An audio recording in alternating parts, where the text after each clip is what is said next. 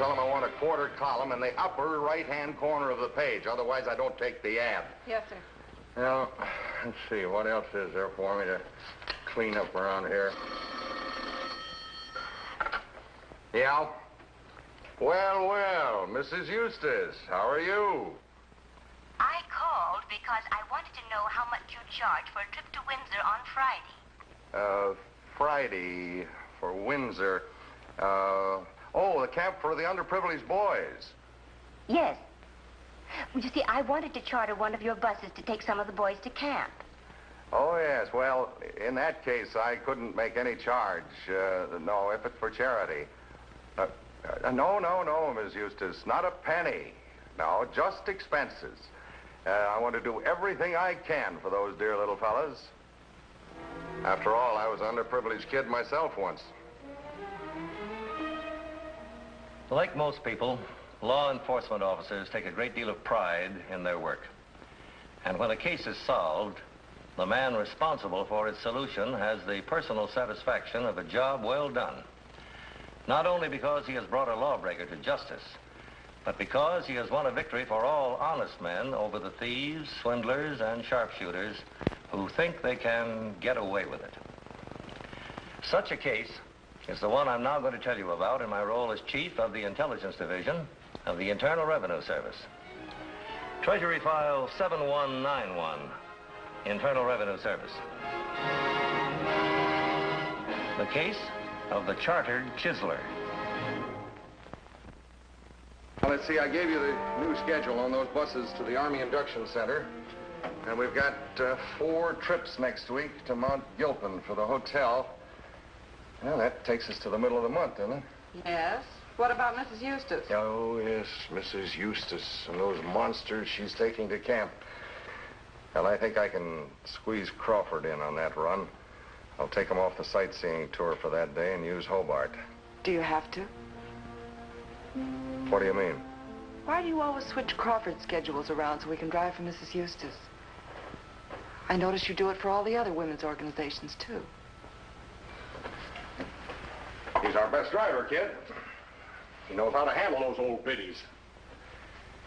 Besides, they always ask for him. Oh, I see. This, Crawford's a pretty handsome guy. He's got a way with the women. You know him? Yes, I know him. Seen him once or twice. You've been out with him, too, haven't you, Louise? Yes, I've been out with him. What's the matter with me, baby? Why do you always have to turn me down on dates and go out with that guy? 15 times I have to ask you to go to dinner with me or go to a show or... There you go again. Every time I get close to you, you run away from me. What for? What are you afraid of? I used to have secretaries that'd give the world to be on the good side of the boss. Well, what makes you so different? I'd better get these letters off, Mr. Malone. No, wait a minute. I don't like to talk to you like this, Louise. I want to do nice things for you. I want to take you out to nice places. I want to spend money on you, maybe put a ring on your finger. I'm that nuts about you.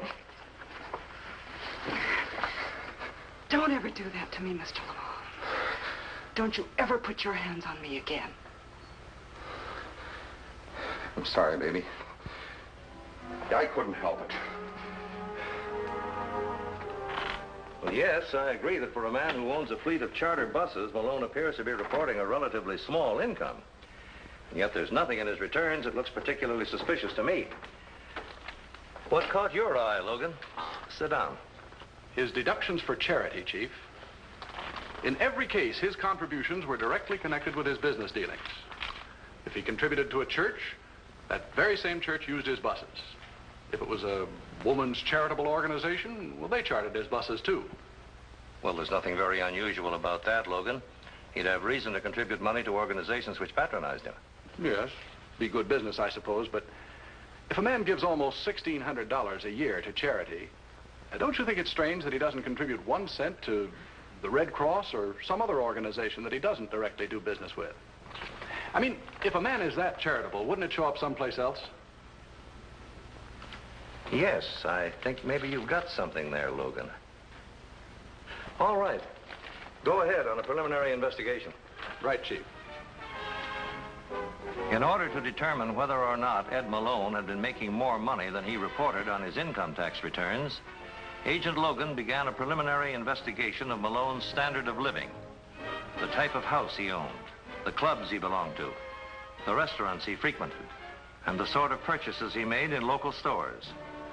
Apparently, Malone lived a rather modest life, having a charge account in only one department store in town and using it only occasionally. However, there was a charge account in this very same store for a man who had given Malone as a credit reference. And this account was used quite frequently for a number of expensive purchases. Oddly enough, the man who maintained this account was a bus driver who worked for Malone, a man named Crawford, John Crawford. Well, thank you, man. Thank you, Johnny. But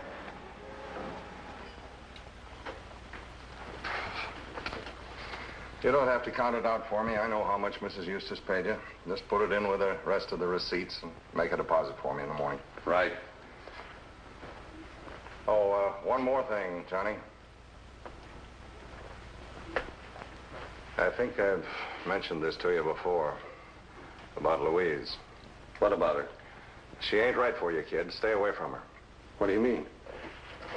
Now, look. There ain't two dames in my whole life that I've ever felt this way about before. And I don't want no competition. Well, I don't know. Now, don't give me any argument, Johnny. Stay away from her. The way I figure it, she's kind of sweet on you. And if you keep out of the picture, I can move in easily. But, Mr. Malone... I told you I don't want no argument. Now, don't get me mad. Maybe I like this girl. Maybe I'm kind of sweet on her myself. I don't care what you are. What I say goes. Don't it, Johnny? Don't it? Yeah. Yeah.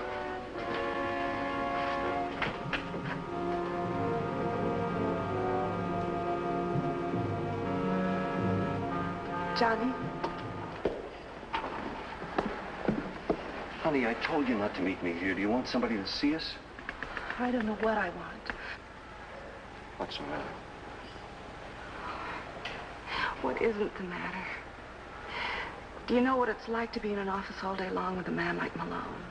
Why can't we just tell him that we're in love with each other and we want to be married? He wouldn't like it. He'd go through the ceiling if he knew we were going around with each other. Then let him. What difference does it make how mad he gets? We don't have to suit him, Johnny. Remember, you're just working for the man. You're not his slave. All he can do is fire you. I wouldn't like him to fire me. I need the work. Oh, Johnny, you can get another job. We both can. Then we don't have to put up with all this. How do you suppose I feel?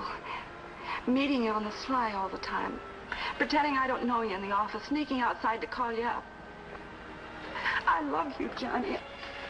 I love you. You think I can go on like this? We just have to mark time for a little while. Then we'll save enough and we'll get married. Then we'll walk out on Malone whether he likes it or not. Well, why can't we do that now? Well, because he pays good money, and nobody else in this town would pay me the dough I get from him. Is that the only reason you want to stay? Of course. What other reason could there be?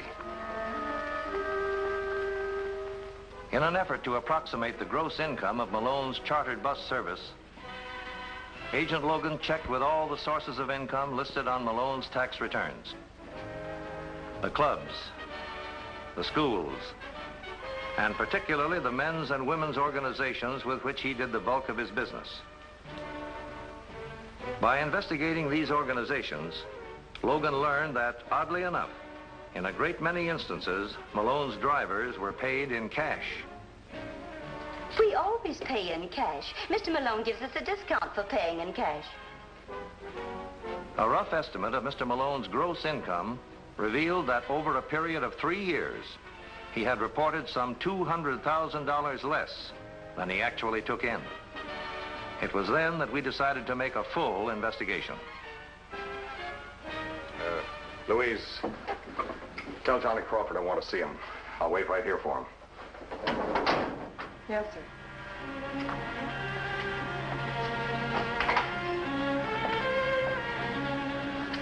But why, Johnny? Why haven't you been to see me? It's been almost a week and we haven't even had a date. Well, I was out of town for 2 days and... And what? Honey, don't pin me down like that. I just couldn't make it, that's all. Don't you love me anymore, Johnny? Is that what you're trying to do, let me down easy? Of course not. It's just taking too much of a chance. If he should see us going around together... Maybe you want to break off for a while. Is that what you want? I didn't say I wanted to break off. You know I love you. Johnny! Johnny! I told Louise I wanted to see you. Yes, sir, Now, Johnny! Yes, sir. I'm coming.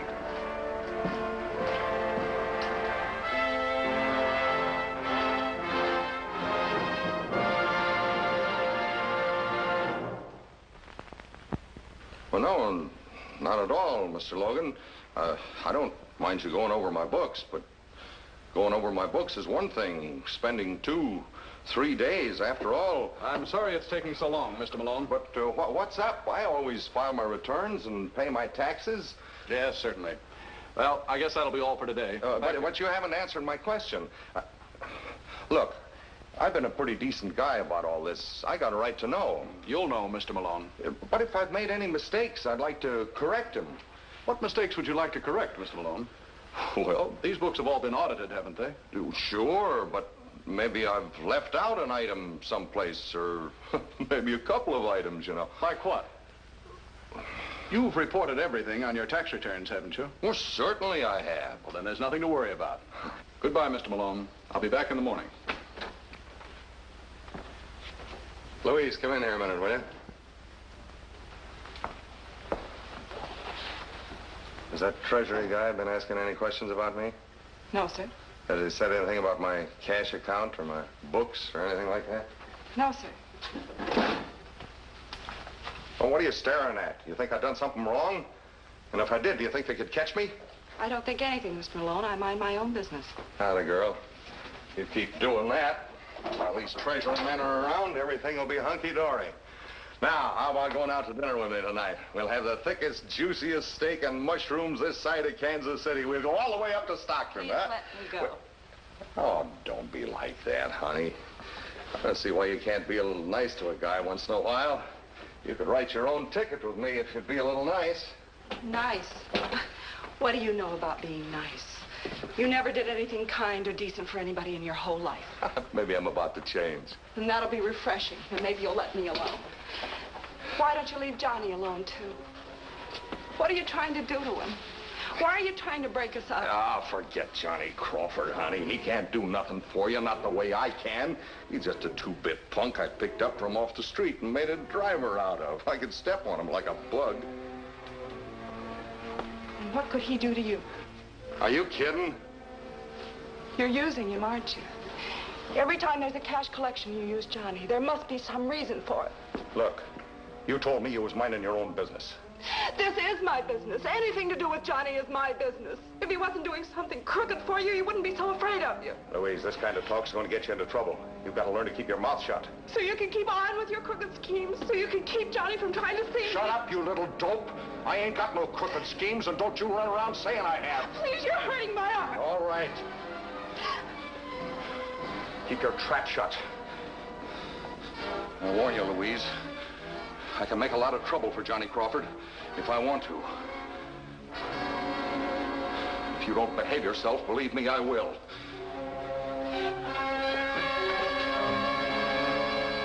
But I had to, Johnny. I had to see you. Malone can't keep me from coming to your apartment. You don't know him, Louise. You don't know what he can do. What can he do that he hasn't done already? But you shouldn't have talked to him that way. You shouldn't have said what you did about me. That'll only make things worse. But why, Johnny? Why? You've got to tell me once and for all why you're so afraid of it. Honey, don't you think I would if I thought it would do any good? You can't take back something you're sorry for, something that's already been done. But what's been done, Johnny? Oh, look, darling. When you love a girl, When you ask her to marry you, she has to know what you are, what's inside of you. Otherwise, the marriage doesn't mean anything. A part of you isn't in it. Johnny, what have you done? How can I tell you? How can I say it?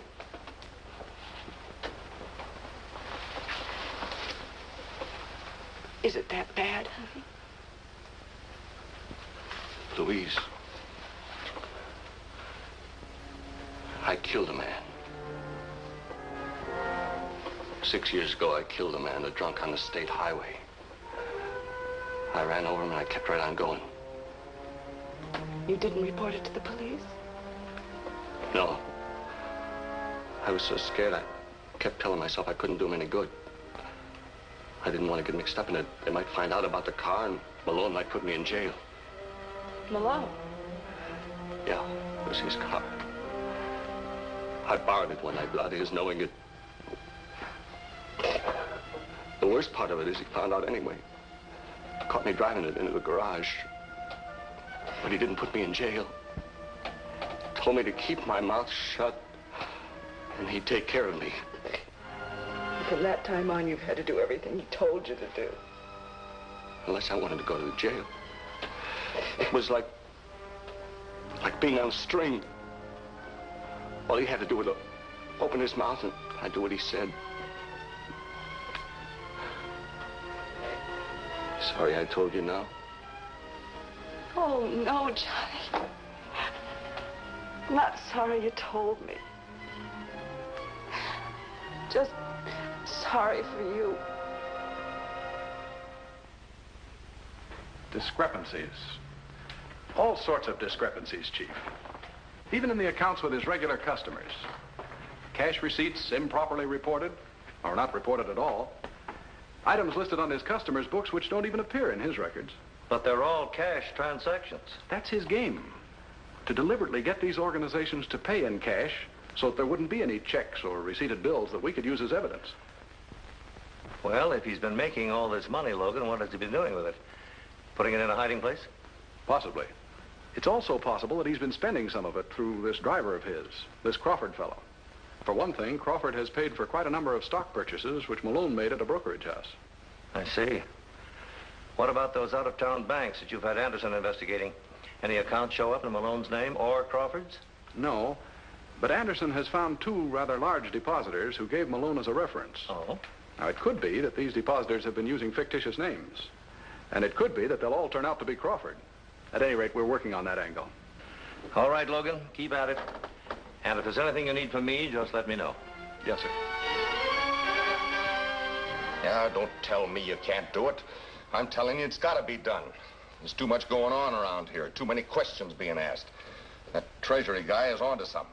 He's getting closer to the answer every minute. Even so, I still don't see why I'm not asking you to see. I'm telling you to close out those 2 bank accounts in Jefferson County and bring me the cash. You'll need some of it to get away. But why do I have to go? If I run away and this thing breaks wide open, they'll think that I've been stealing from you, taking the cash receipts and banking them under a phony name. That's the way I want it to look. If the house caves in, I got to be in the clear. But what about me? If they catch up with me, I'll never get out of jail. Now, quit worrying, will you? They ain't going to catch up with you no more than they did the other time. That hit-and-run deal worked out okay, didn't it? Did it? You call living like this okay? Oh, don't try to be so smart. You didn't have much choice about the way you were going to live after you ran over that guy in my car. If you want me to tell the cops about that, just say so. I can still make you take the rap for it. Yeah?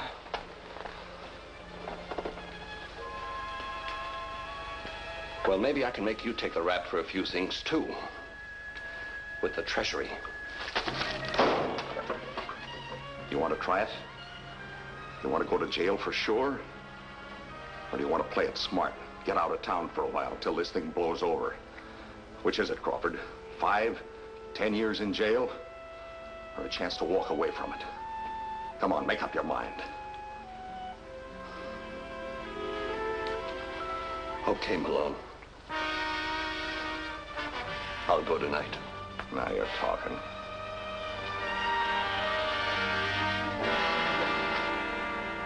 That's right, Chief. We tailed Crawford going into both of those Jefferson County banks, and he closed out both of the accounts. No, sir, there's no question about it. We have samples of the handwriting. Yes, sir, I'll do that right away. You can't do it, Johnny. I'm not going to let you throw your whole life away. It doesn't matter. My life isn't worth much anyway. If you were really for me, you wouldn't be standing around telling me not to go. Come with me. And help you run away from something you can't ever run away from. Don't you know what it would be like? Haven't you had 6 years of it? But this time it'd be different. We'd be together. We'd be married. Married to what? A prison term hanging over your head? Cops and treasury men following you all over, moving from town to town to get rid of them? And from Malone, too? Well, what else is there to do? What you should have done in the first place, what you still have to do. Give myself up?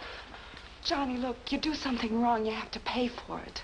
Then you can start all over again, all fresh and new, with a chance of making a decent life for yourself. Sure. It's easy to say, but what's it like to do? What's it like to be in jail for 5 years? 5 years. You say it in a second. 5 years. But living it every day, every minute. It's the only way, Johnny. I'd be living it too, waiting for you. You would wait? You'd be there when I got out? I'd be your wife, Johnny. Where else could I be? I wasn't such a coward. If I could just... Do it, honey. Tell him. Call him on the phone right now and tell him it's your only chance. Then you'd be rid of it once and for all, and you wouldn't ever have to be afraid again. All right. All right, I'll call him. I'll call him right from here.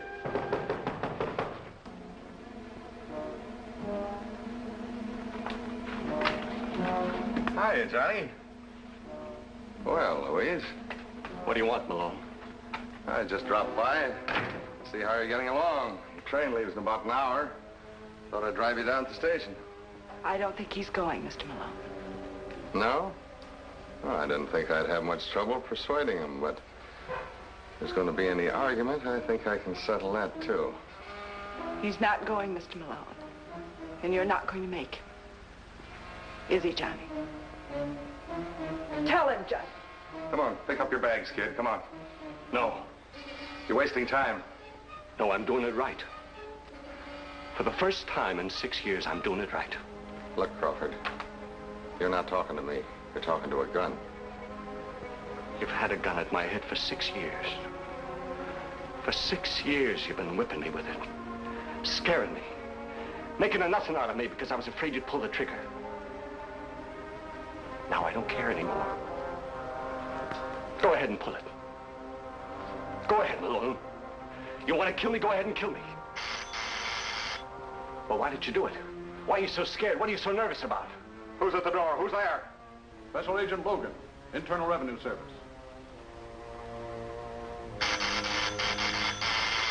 Crawford, I'm still waiting.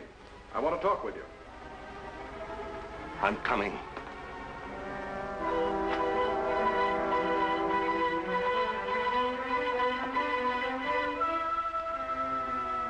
I got a lot to tell you, mister. A lot to tell you. All right, Crawford. You can start right from the beginning.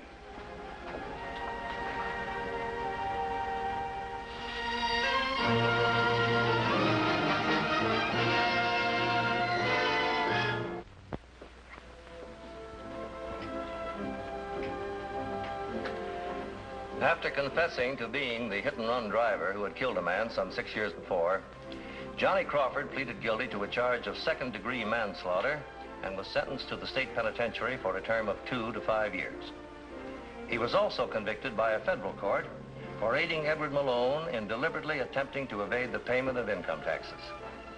However, because he testified for the government, he was given a suspended sentence by the court. As for Malone, who was convicted of income tax evasion on 6 counts and sentenced to the federal penitentiary for 7 years, an ironic ending was written to his story. He was taken to the penitentiary from the United States Marshal's office in one of his own chartered buses.